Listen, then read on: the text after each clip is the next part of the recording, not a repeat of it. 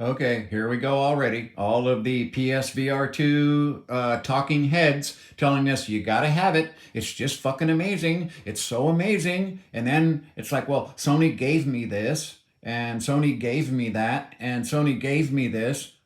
They gave you the headphones, they gave you the headset, and then you weren't allowed to capture any video or put anything up. You were only allowed to put up on the screen what Polyphony Digital allowed you to put up on the screen. And then he says something incredibly fucking stupid. It sounded like Microsoft, okay?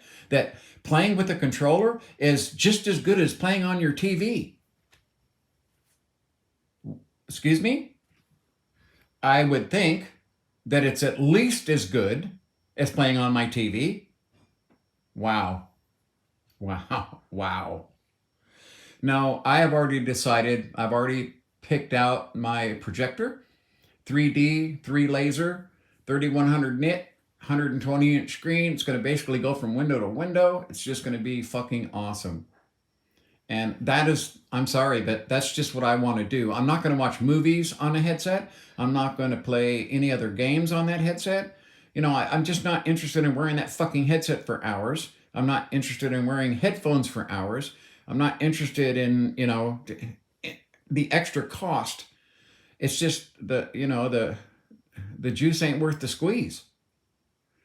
I'll wait until, let's say, a couple of years down the road and see if they come out with a new Gran Turismo, because telling me that fucking Gran Turismo is the best game there is right now for PSVR 2, I believe you. You know why? Because I've seen games that they've advertised and it looks like fucking 16-bit 1980s video games.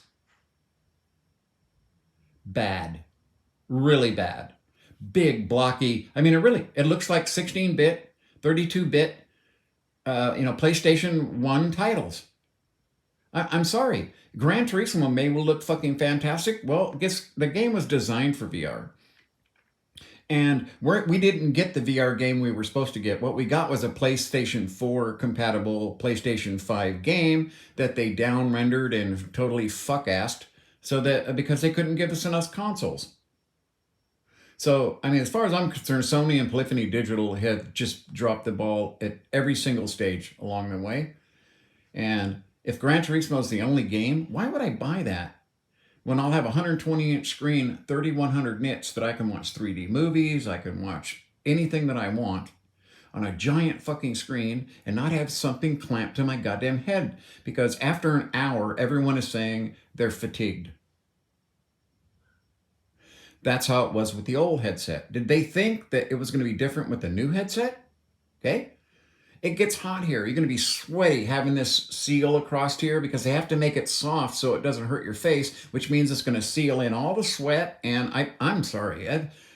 There's just no fucking way that and the foveated rendering as if that's a good thing. Because, oh, well, it knows where you're looking, so it doesn't really render all this shit over here.